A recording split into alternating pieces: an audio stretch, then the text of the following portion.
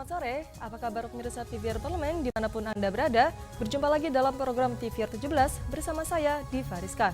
Tepat pukul 17 waktu Indonesia Barat, kami hadirkan kepada Anda sejumlah informasi paling baru dan menarik seputar kinerja dan kegiatan DPR RI yang telah disajikan oleh redaksi TVR Parlemen. Pemirsa TVR Parlemen, inilah TVR 17 selengkapnya.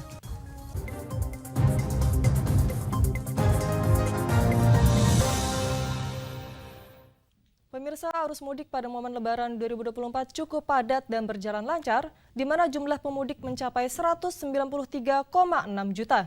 Meskipun terdapat beberapa evaluasi yang perlu diperhatikan akibat kecelakaan lalu lintas di beberapa titik, namun aparat yang bertugas mampu menangani dengan cepat dan tepat.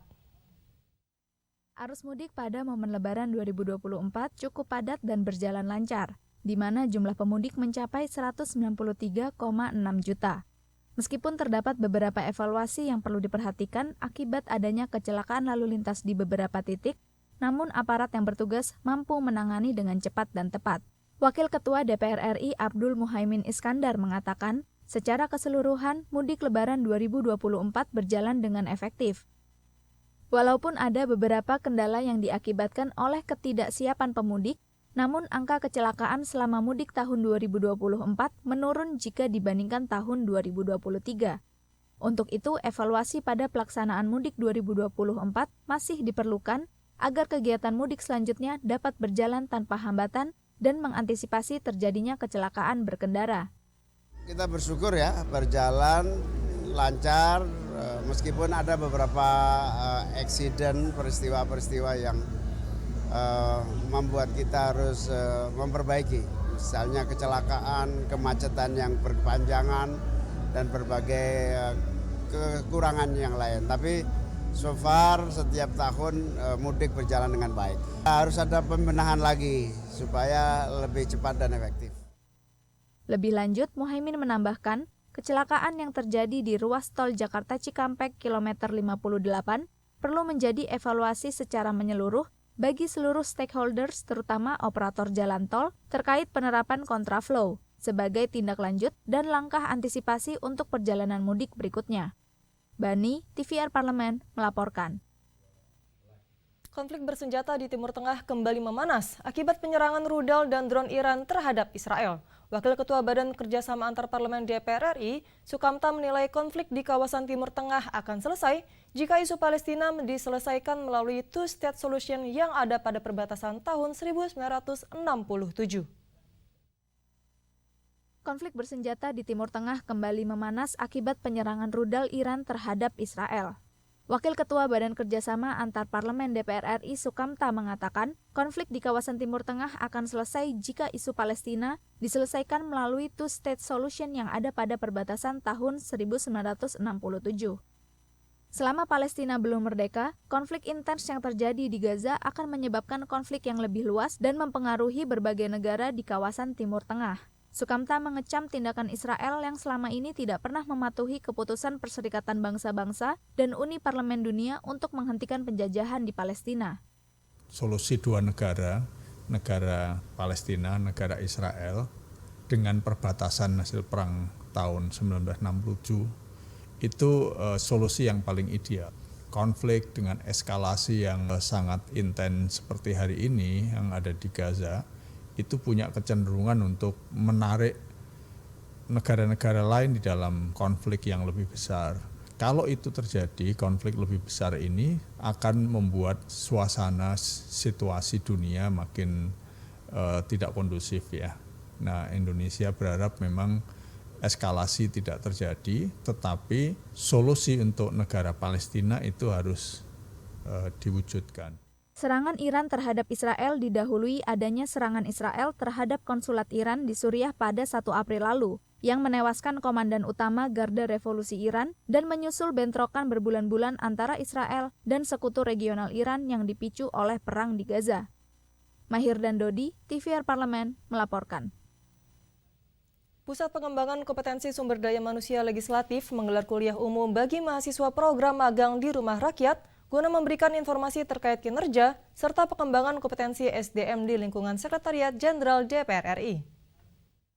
Pusat Pengembangan Kompetensi Sumber Daya Manusia Legislatif Setjen DPR RI menggelar kuliah umum bagi mahasiswa program magang di Rumah Rakyat untuk memberikan informasi terkait kinerja dan pengembangan kompetensi SDM di lingkungan Sekretariat Jenderal DPR RI. Kepala Pusat Analisis Keparlemenan Setjen DPR RI, Ahmad Sani Al-Husin mengungkapkan, masyarakat belum mengetahui secara jelas tentang tugas dan fungsi di lingkungan Setjen DPR RI. Kuliah umum ini bertujuan untuk mensosialisasikan tahapan pembelajaran teknis dan manajerial sosiokultural serta memastikan kualitas SDM Setjen DPR RI. Selain itu, program magang di Rumah Rakyat diharapkan menjadi daya tarik mahasiswa untuk bekerja di Sekjen DPR RI, terutama pengembangan kompetensi melalui program beasiswa. Banyak yang belum tahu apa yang dikerjakan oleh Sekretariat Jenderal DPR untuk memastikan bahwa SDM di Sekretariat Jenderal DPR ini mempunyai kualitas yang baik. Dalam kerangka peningkatan kompetensi dari SDM legislatif di Sekretariat Jenderal DPR RI, ini diketahui oleh seluruh masyarakat bahwa di sini mempunyai peluang-peluang pengembangan kompetensi bukan hanya secara manajerial, sosiokultural dan teknis, bahkan Sekretariat Jenderal itu menyediakan beasiswa dan magang-magang di tempat-tempat yang lain juga. Adapun peserta Kampus Merdeka di program magang memiliki keuntungan dengan memperoleh konversi 20 SKS. Selain itu, para peserta juga memiliki peluang berkomunikasi secara langsung dengan para anggota DPR RI, terutama dalam menyampaikan aspirasi masyarakat. Fitian dan Handoko, TVR Parlemen, melaporkan. Pemirsa, DPR RI dan pemerintah sepakati rancangan undang-undang tentang kesejahteraan ibu dan anak untuk dibawa ke rapat paripurna untuk mendapat persetujuan tingkat 2. Dalam pembahasannya, rancangan undang-undang ini mengalami perubahan judul menjadi Rancangan Undang-Undang Kesejahteraan Ibu dan Anak pada fase 1000 hari pertama kehidupan. Informasi selengkapnya sesaat lagi, tetaplah di TVR 17.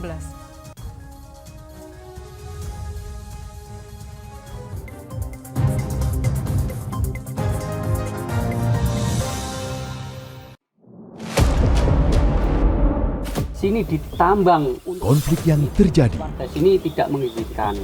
masalah yang tersisihkan menjadi kesenjangan sosial.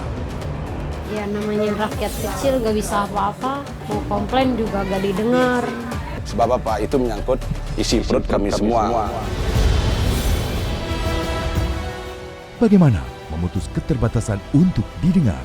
Jadi kalau misalnya masyarakat sudah merasa tidak lagi ada yang memperjuangkan aspirasinya, maka masyarakat memang sangat berhak untuk meminta dewan yang mewakili mereka di parlemen. Kami menyusuri batas-batas peristiwa, mengurai berbagai polemik yang terjadi, meluruhkan suara-suara marginal, menjadi nyata dalam setiap aspirasi, melaksanakan tugasnya sebagai wakil rakyat.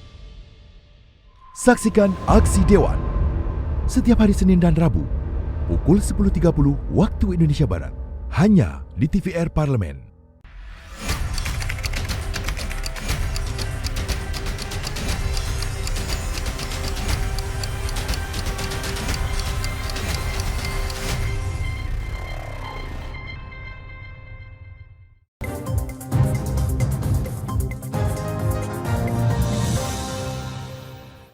Terima kasih Anda masih bersama kami di TVR 17. Ketua Panitia Kerja Rancangan Undang-Undang Kesejahteraan Ibu dan Anak, Diah Pitaloka, mengatakan perubahan judul terjadi karena DPR RI dan pemerintah fokus pada tumbuh kembang anak di fase 1000 hari pertama kehidupan atau fase keemasan anak. Apa saja yang mencakup fase keemasan anak yang tertuang dalam rancangan undang-undang ini? Saksikan informasi selengkapnya yang telah dihimpun oleh tim redaksi TVR Parlemen dalam Lensa Parlemen berikut ini.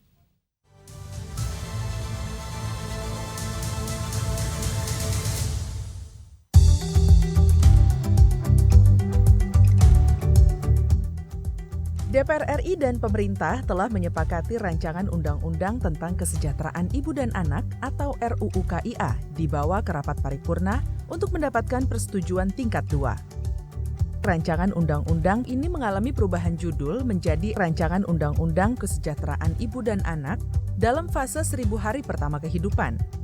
Ketua Panja RUU KIA, Diah Pitaloka mengatakan, perubahan judul terjadi karena DPR dan pemerintah fokus pada tumbuh kembang anak di fase 1000 hari pertama kehidupan atau fase keemasan anak. Terdiri dari 9 bab dan 46 pasal, selain mengatur hak cuti ibu melahirkan, rancangan undang-undang ini juga menegaskan hak cuti ayah mendampingi persalinan yang diatur selama 2 hari atau paling lama 5 hari kerja. Alhamdulillah Komisi 8 baru saja menyelesaikan pengambilan tingkat 1 keputusan menyangkut rancangan undang-undang kesejahteraan ibu dan anak pada fase 1000 pertama kehidupan. Kita konsolidasi dengan naskah undang-undangnya, batang tubuh undang-undangnya yang lebih menyoroti, memfokuskan berbagai persoalan yang melatar belakangi adanya undang-undang ini tentang anak di usia ataupun juga ibunya ya di usia 1000 hari pertama kehidupan. Ini cukup undang-undang yang kita lihat cukup komprehensif yang sangat berkorelasi terhadap pengentasan gizi, berbagai persoalan akses layanan bagi ibu dan anak, lalu juga penguatan kesejahteraan hak juga termaksud bagi ibu dan anak. Ada hal baru dalam undang-undang ini yaitu adanya pemberian hak cuti bagi suami untuk bisa juga menjalankan peran dan fungsinya sebagai ayah. Untuk menghindari domestifikasi peran dan tanggung jawab pengasuhan pada satu pihak saja, rancangan undang-undang ini juga mengatur pola pembangunan kesejahteraan ibu dan anak tidak hanya menjadi tanggung jawab keluarga, tapi juga lingkungan. Diah Pitaloka berharap langkah konkret dari DPR dan pemerintah dapat menjadi payung hukum yang kuat bagi kesejahteraan ibu dan anak, terutama dalam peningkatan gizi dan kualitas hidup, penguatan sistem kesehatan, dan penguatan kebijakan yang berfokus pada kesejahteraan ibu dan anak.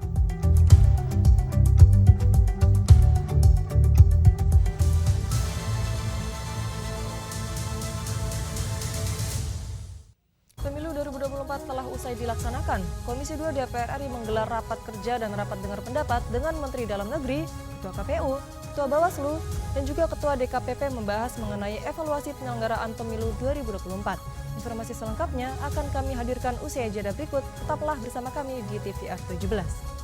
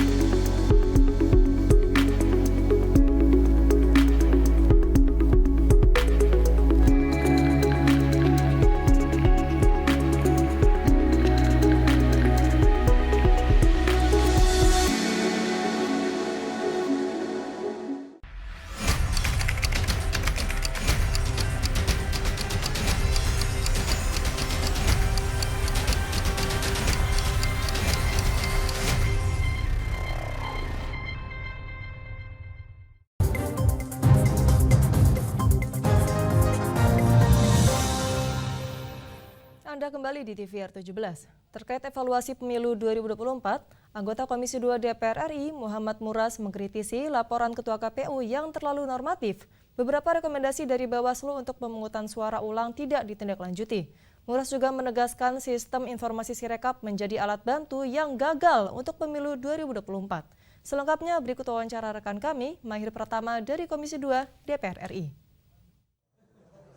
Pemirsa TVR Parlemen dimanapun Anda berada, saat ini saya telah berada di ruang rapat Komisi 2 DPR RI, di mana Komisi 2 DPR RI hari ini melaksanakan rapat kerja dan juga rapat dengar pendapat dengan Menteri Dalam Negeri, Ketua KPU, Ketua Bawaslu, dan juga Ketua DKPP untuk membahas terkait dengan evaluasi penyelenggaraan pemilu tahun 2024. Dan beberapa highlight pemirsa dari rapat tersebut adalah terkait dengan 77 rekomendasi PSU yang disampaikan oleh Bawaslu itu tidak ditindaklanjuti oleh KPU. Terus juga ada 1.100 lebih PSU, PSL dan juga PSS yang terjadi pada pemilu 2024 dan ada 6 sistem informasi yang ada di KPU terkait dengan keamanan data yang ada di KPU tersebut. Dan untuk mengetahui lebih detail terkait dengan hal tersebut, pemirsa, saya telah bersama dengan anggota Komisi 2 DPR RI Bapak Muhammad Muras dari fraksi Partai Demokrat dari Dapil Jabar 4, Pak. Pak Muras, terima kasih sudah bergabung bersama kami. Pak Muras, terkait evaluasi dengan penyelenggaraan pemilu 2024, baik tentang keamanan sistem informasi, salah satunya ada Sirekap, dan juga terkait dengan 77 rekomendasi PSU yang dari Bawaslu tapi tidak ditindaklanjuti oleh KPU, Pak Muras. Bagaimana Pak Muras? Ya, yang pertama KPU kan menyampaikan secara normatif ya. Ya, namanya di dunia katanya lah gitulah intinya, plus minus selalu ada. Jadi dia menyampaikan yang kurang-kurangnya itu kurang dari 2%, jadi dianggap mungkin tidak terlalu berpengaruh, itu menurut versi KPU. Tapi menurut versi Bawaslu itu tetap dipertanyakan. Nanti mungkin para anggota Dewan juga akan mempertanyakan, hanya sekarang kan masih penjelasan dari Bawaslu, mungkin nanti dari DKPP. Kita juga pasti nanti akan mempertanyakan kenapa itu tidak ditindaklanjuti. Lalu bagaimana sikap dari DKPP, itu harus tetap akan dipertanyakan gitu, mungkin gitu. Ya Pak, terkait dengan salah satu juga tadi terkait dengan keamanan data yang salah satunya ada Sirekap, Pak, yang saat ini bisa dibilang polemik mungkin Pak ya di pemilu 2024. Bapak melihat seperti apa Pak? Apa yang harus dilakukan oleh KPU agar hal ini tidak terjadi di Pilkada 2024 nanti Pak? Kalau menurut saya Sirekap itu gagal, nggak ada artinya. Kita buang-buang biaya, buang-buang tenaga, bahkan di masyarakat mungkin menimbulkan kerumitan, kericuhan tersendiri. Jadi ini kan dari awal juga dari Komisi 2 sudah mempertanyakan sejauh mana IT ini, karena 2019 juga tidak berjalan bagus. Ya ternyata 2024 Sirekap yang digambarkan akan bagus juga tidak memberikan harapan yang lebih baik. Ini barangkali pelajaran kembali untuk kita semua di tahun-tahun yang akan datang, harus betul-betul lebih teliti, karena IT ini memang belum menyentuh terhadap seluruh wilayah di Indonesia ya. Ini barangkali perhatian khusus, apalagi terkait data. Kami belum dapat informasi yang jelas bagaimana keamanan data itu, termasuk keamanan data pribadi barangkali yang konon kan disimpan di sana, disimpan di sini, yang kita juga belum tahu, belum tanya kebenarannya seperti apa. Ya. Baik, terima kasih banyak Pak Muras. Baik Pak Muras. Baik pemirsa, demikianlah wawancara kami dengan anggota Komisi 2 DPR RI Bapak Muhammad Muras dari fraksi Partai Demokrat daerah pemilihan Jabar 4, di mana Pak Muras mengatakan bahwa untuk Sirekap ini telah menjadi hal yang bisa dilakukan gagal, dan salah satu juga pemirsa bahwa terkait dengan 77 rekomendasi PSU yang direkomendasikan oleh Bawaslu terhadap KPU yang tidak ditindaklanjuti ini akan didalami oleh anggota Komisi 2 DPR RI bahwa sekecil apapun kekurangan atau juga beberapa persen yang menjadi catatan di lapangan, entah itu PSU, PSL atau juga PSS, itu harus dilaksanakan oleh KPU. Dan demikian pemirsa laporan dapat kami sampaikan. Saya Mahir Pratama beserta kerabat kerja yang bertugas mengucapkan terima kasih dan kembali ke studio. Selanjutnya pemirsa, apa saja yang menjadi topik perbincangan di media online nasional pada hari ini? Usai jeda, tetaplah di TVR 17.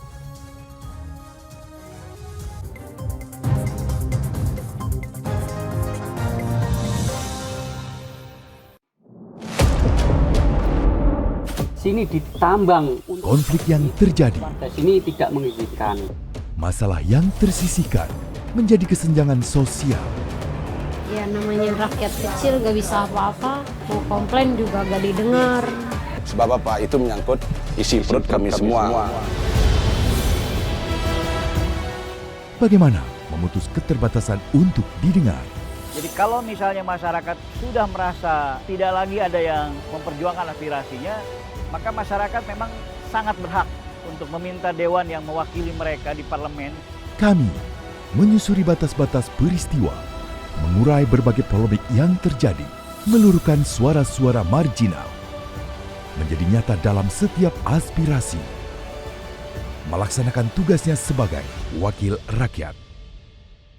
Saksikan Aksi Dewan setiap hari Senin dan Rabu pukul 10.30 waktu Indonesia Barat hanya di TVR Parlemen.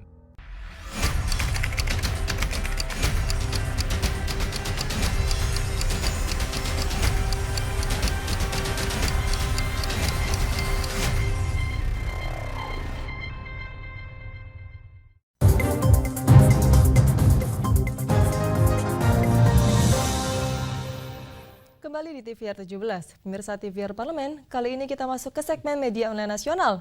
Mari kita simak isu apa saja yang menjadi sorotan media serta tanggapan dari sejumlah anggota Dewan bersama rekan kami, Vincent Aldi.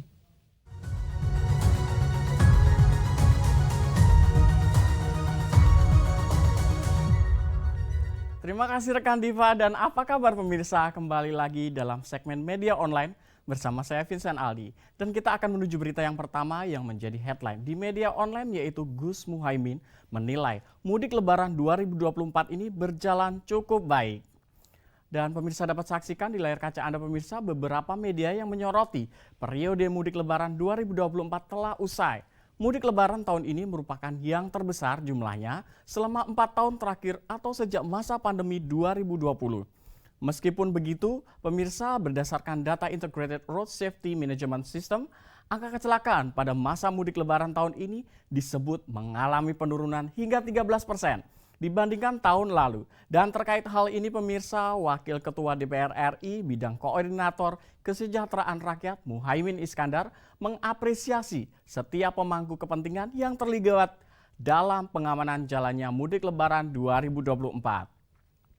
Dan di samping itu pemirsa, Muhaimin juga meminta penelusuran lebih lanjut terkait kecelakaan di Tol Jakarta Cikampek kilometer 58 yang memakan 12 korban jiwa guna melakukan pembenahan ke depan. Dan kita akan menuju berita yang selanjutnya pemirsa yang menjadi headline di media online, yaitu perlunya deeskalasi konflik Iran versus Israel guna mencegah perang yang lebih meluas. Pemirsa dapat menyaksikan di layar kaca Anda pemirsa beberapa media yang kembali menyoroti tentang eskalasi konflik di Timur Tengah berpotensi memanas akibat serangan balasan Iran terhadap provokasi Israel yang sebelumnya membombardir konsulat besar Iran di Damaskus, Suriah. Dalam aksi balasannya pemirsa, Iran meluncurkan ratusan pesawat awak dan rudal balistik ke wilayah Israel. Dan terkait hal ini pemirsa, Ketua Badan Kerjasama Antar Parlemen yaitu Bapak Fadlizon menegaskan pihaknya menginginkan adanya perdamaian melalui deeskalasi konflik. Dan Fadli juga sebagai anggota Komisi 1 DPR RI menyebutkan dan menyerukan kepada negara-negara lainnya untuk terus melakukan himbauan untuk melakukan pencegahan adanya potensi perang yang lebih luas. Itu tadi pemirsa headline di media online pada hari ini, yaitu Gus Muhaimin yang menilai mudik lebaran 2024 berjalan cukup baik serta perlunya deeskalasi konflik Iran versus Israel guna mencegah perang lebih meluas. Terima kasih atas perhatian Anda pemirsa dan saya kembalikan ke rekan Diva.